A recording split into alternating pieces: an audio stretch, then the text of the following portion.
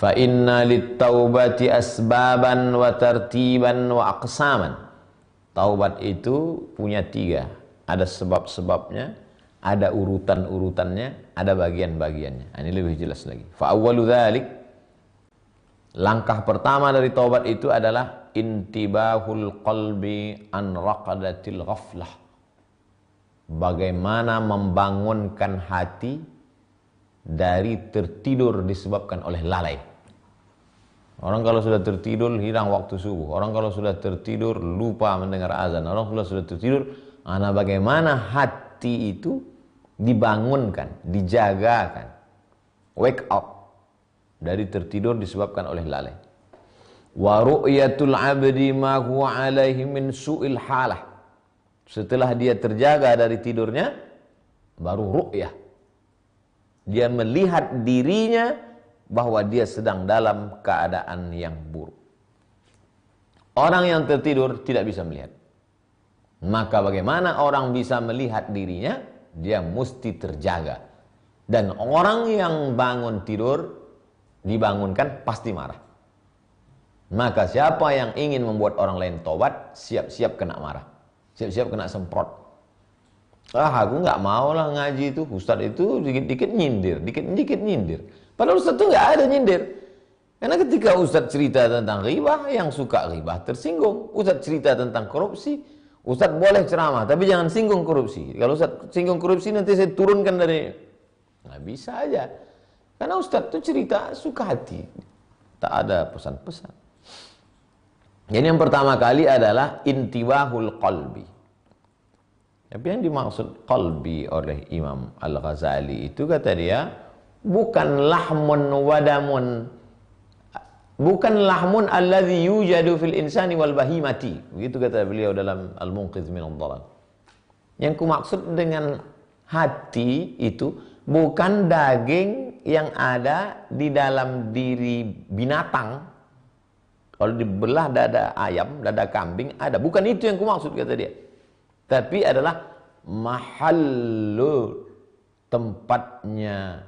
Yang dimaksud dengan hati, yang dimaksud Imam Al-Ghazali, yang dimaksud ulama, yang dimaksud dalam hadis, hati di situ adalah mahallul iman, tempatnya iman, batin dia, bukan zahir. Intibahul qalbi, terjaganya hati dari tertidur disebabkan lupa. Setelah terjaga, wa ru'yatul 'abdi, dia sudah bisa melihat bahwa dia sedang berada dalam perbuatan jahat, kotor, salah, dosa. Wa yasilu ila hadhil jumlati bitaufiq, seseorang akan sampai pada fase titik ini bitaufiq, bantuan Allah SWT. Ini jalan Sudirman, ini dari arah kiri, ini dari arah kanan. Saya datang dari arah kanan, ini jalan saya. Kamu datang dari arah kiri, ini jalan kamu. Kita akan ketemu di satu jalan yang sama. Bertemunya jalan saya dengan jalan kamu, itu bahasa Arabnya taufik. Saya maunya tidur pagi sampai jam 8. Jangan bangun-bangunkan saya. Allah mau engkau bangun sebelum subuh, supaya kau sempat sholat agak 2, 3, 5, 10 rakaat. Ketika kau kalahkan keinginanmu, kau ikuti keinginan Allah, bersatu keinginanmu dengan keinginan Allah, disitulah disebut dengan taufiq. Muwaffaq. Waffaqa yuwaffiqu taufiqan. Orang yang mendapatkan taufik itu muwaffaq. Wallahul muwaffiq. Allah memberikan taufiknya kepada jalan yang lurus. Ila aqwamit tariq, ke jalan yang paling lurus. Wa yasiru ila hadhil jumlati bit taufiq, dengan taufik pertolongan Allah Subhanahu wa taala seseorang akan sampai ke jalan ini lil isra'ili ila ma huwa yaqturu biwalihi, untuk mendengarkan apa yang terlintas di dalam hatinya. Ada lintasan-lintasan di dalam hati itu, cuman kita terlalu sibuk sampai tidak sempat untuk merenung, padahal sebenarnya ada lintasan. Kan kadang sering tuh kita melakukan sesuatu pada saat siang, paginya kayaknya tadi ada nih terlintas di benakku aku. Ada. Nah, cuman kadang kita kurang perhatikan itu. Orang barat yang rasionalis itu pun percaya kepada itu. Mereka menyebutnya six sense. Enam. Sense, rasa yang keenam. Kita menyebut panca, 5, indera, 5 alat perasa. Tapi ada satu lagi, 6 di dalam dia. Allah berikan itu kepada seorang hamba lil isra, untuk memperhatikan ila ma huwa yaqturu bibalihi. Ada lintasan-lintasan dalam hatinya min zawajiril haqqi, teguran-teguran dari Allah Subhanahu wa taala. Jangan, tapi kadang kita melawan bisikan hati kita. Jangan, itu haram, kata dia. Datang hawa nafsu mengatakan, enggak apa-apa, sekali aja. Kapan lagi? Nah, jadi gitu. Sebetulnya kalau kita, itulah, kadang kita ini sudah terlalu sibuk dengan handphone, dengan TV, dengan manusia banyak sekali, sampai lupa memperhatikan itu. Dikirim Allah corona, ini kita merenung saja, berpikir saja, merasakan ma yaqturu bibalihi min zawajiril haqqi. Ada lintasan-lintasan di dalam hatinya, zawajir, zajar, teguran-teguran tentang kebenaran Allah Subhanahu wa taala. Yasma'u qalbuhu, hatinya bisa mendengar, bukan telinganya. Telinga tak mendengar, tapi hatinya bisa mendengar. Fa innahu jaa'a fil khabar, karena di dalam khabar ada diriwayatkan, wa'izullahi fi qalbi kulli imri'in muslim. Wa'iz dari kata mau'izah, nasihat. Ada nasihat yang dikirimkan Allah ke dalam hati setiap orang muslim. Setiap orang yang berserah diri kepada Allah Subhanahu wa taala, ada dikirim Allah itu. Itulah yang mesti kita tangkap. Banyak-banyak berwudu, banyak-banyak beristighfar, banyak-banyak bersolawat. Karena azab itu bukan miskin, azab itu bukan sakit. Azab itu adalah ketika tak bisa mendengarkan bisikan-bisikan yang baik, ilham. Khatawallahu ala qulubihim. Khatam asal dari kata khatam, stempel. Dikunci hati. Man tarakal jumu'ata thalatha marratin, siapa yang meninggalkan salat Jumat 3 kali, taba'allahu ala qalbih, Allah mengunci hatinya. Wah, ini yang sedang banyak sibuk di medsos. Gimana nih kita mau salat Jumat 3 kali? Padahal dulu santai aja, dia ninggalin Jumat 3 kali. Sekarang sibuknya bukan main. Lihatlah dalam hadisnya, meninggalkan Jumat 3 kali tahawunan. Tahawunan itu menyepelekan. Sekarang meninggalkan Jumat itu bukan karena sepele, karena menghindari wabah corona. Ya nggak apa-apa salat zuhur. Yang penting bukan itunya, kalimat di ujungnya itu, taba'allahu ala qalbih, Allah mengunci hati sehingga tidak lagi bisa mendengar bisikan hati. Nauzubillah. Merenung sejenak. Wa'izullah fi qalbi kulli imri'in muslim. Ada penasehat di dalam hati seorang muslim. Jangan, kata dia, ini nggak boleh. Nah, dengarkanlah itu. Wa fil khabar, disebutkan dalam khabar. Khabar itu bisa hadis dari Nabi, bisa juga ucapan sahabat Nabi. Kalau yang umum itu dari Nabi namanya hadis, dari sahabat namanya khabar, dari tabi'in namanya athar.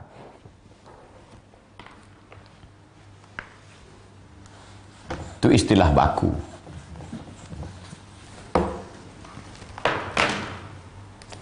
Kalau dari Nabi namanya hadis.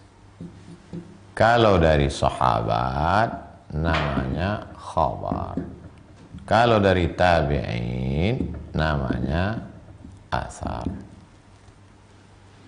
Tapi kadang khabar kalau dinisbatkan ke Nabi, dia jadi hadis juga. Khabarun Nabi, itu sama dengan hadis. Ini pun bisa juga jadi hadis. Contohnya, min athari Rasulillah, Itu sama dengan hadis. Asar kalau tidak diidhafahkan, maka dia adalah dari tabi'in. Itu istilah dalam ilmu hadis saja.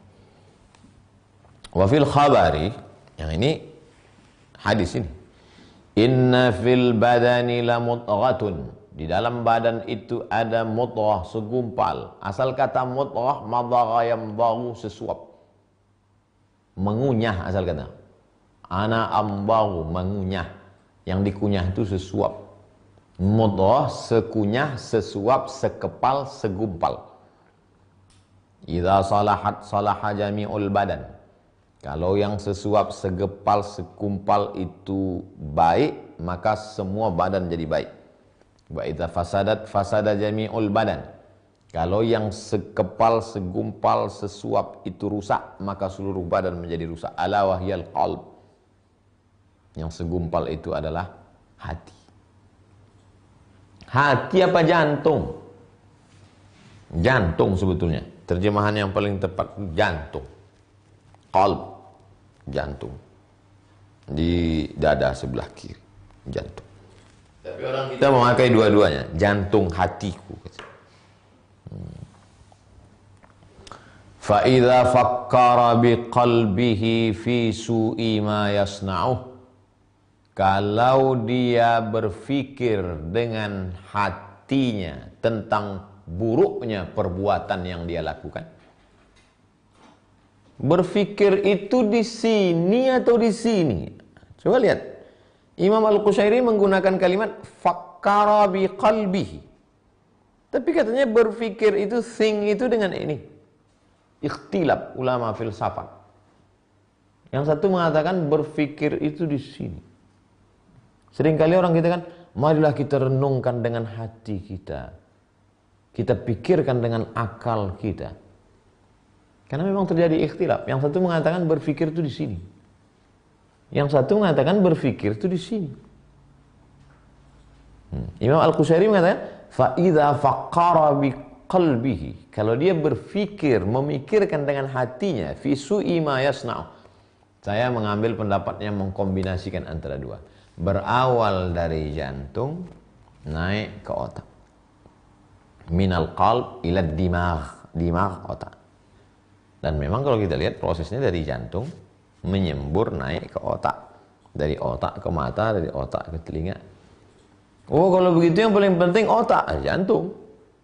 Orang sakit jantung. Kita salahat kalau dia baik, salahal jasadu kullu, yang lain ikut menjadi baik. Sakit jantung. Kenapa simpulan mati mendadak? Kan sakit jantung. Fa idza fakkara biqalbihi fi su'i ma yasna'u. Kalau dia berfikir dengan hatinya, terserahlah mau pakai hati, mau pakai jantung hati. Kalau dia berfikir dengan hatinya tentang buruknya perbuatan, jeleknya perbuatan, wa absara ma huwa alaihi, absara, ra'a, melihat. Makanya kalau mau bulan puasa itu sumu li ru'yati, melihat bulan. Tapi kalau absara dengan hati. La ta'mal absaru walakin ta'mal qulubul lati fis sudur. Yang buta itu bukan ini, tapi yang buta itu adalah al-qulub allati fis sudur, yang ada di dalam dada. Wa absara ma huwa alaihi min qabihil af'al. Kalau dia melihat dengan hatinya tentang jeleknya perbuatannya, sanaha fi qalbihi iradatut taubah, maka pasti sanaha, makna sanaha khatara, terlintas dalam hatinya dengan syarat dua. Pertama, fakkara. Kedua, absara. Kalau sudah fakkara, berfikir, absara, melihat, maka pasti akan ada iradah, keinginan untuk taubat. Kenapa orang tidak ada keinginan untuk taubat? Hati terkunci, mata tertutup, akal terbelenggu, maka sampai mati tak akan taubat. Putih rambut, bukan cuma rambut putih, jenggot, kumis pun putih, tak akan taubat. Wal iqla'u an qabihil muamalat. Iqla'. Sekarang orang Arab kalau mau menerjemahkan take off itu iqla'. Al-iqla', al-hubud, landing. Iqla', take off. Jadi kalau diartikan iqla', take off. Apa maknanya? Melepaskan diri. Karena pesawat masih melekat bannya dengan bumi. Kalau orang yang bertobat itu al-iqla, take off, lepas landas.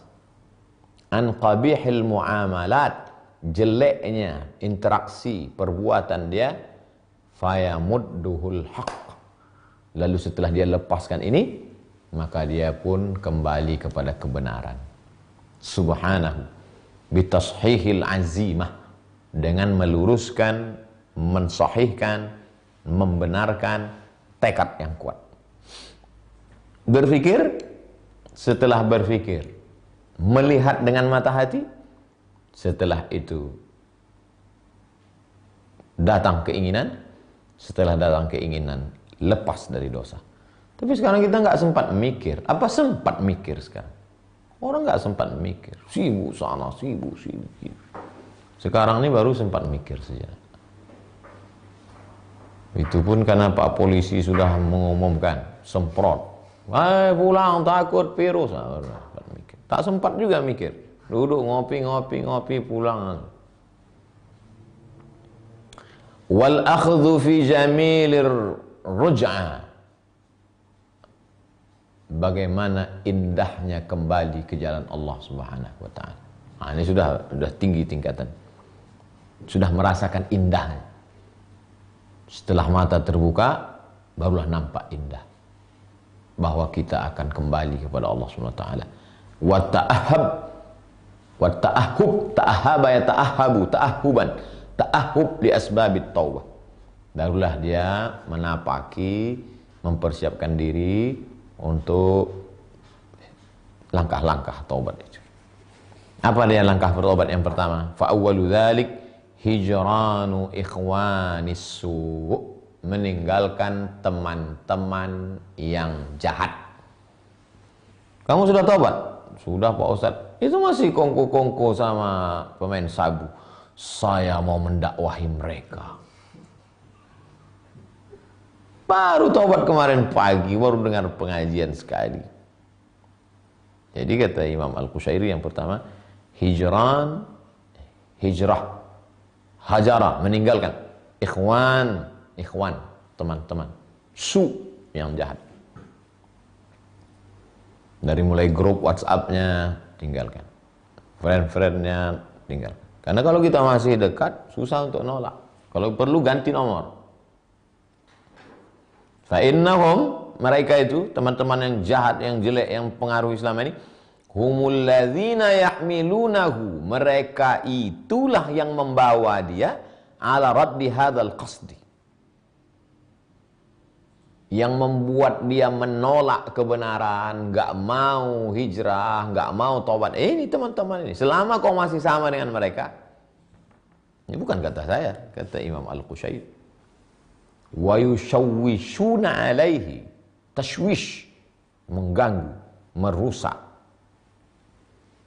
alaihi sihhata hadzal azam, tekad. Padahal dia sudah tekad, sudah berpikir sejenak, sudah melihat dampaknya. Apalagi berita ini sekarang banyak orang meninggal dunia, nampaknya udah mau kiamat ini. Sudah. Tapi ketika teman lagi, mereka lah yang syawish. Bro, katanya mau kiamat. Alah, dari dulu kiamat gak kiamat-kiamat. Nah, sebab itu maka harus ditinggalkan ini. Hijrah. Buatlah komunitas hijrah. Wala yatimmu dzalika illa bil muwazabati 'alal musyahadah. Ini tidak akan terwujud, proses hijrah ini tidak akan terwujud illa bil muwazabah, kecuali dia terus menerus muwazabah, tidak putus, continue. Wazaba yuwazibu muwazabah. Di antara suatu perbuatan itu bisa menjadi wajib kalau Rasul terus menerus muwazabah. Kalau sekali sunat, terus muwazabah, terus menerus alal musyahadah allati tazidu raghbatahu. Maka harus terus menerus menyaksikan apa kira-kira yang menguatkan keinginan untuk taubat. Kira-kira yang membuat kuat ingin untuk taubat ini apa? Saya kalau ingat mati Pak Ustaz, terus ingat mati. Saya ngelihat orang mati terus ingat.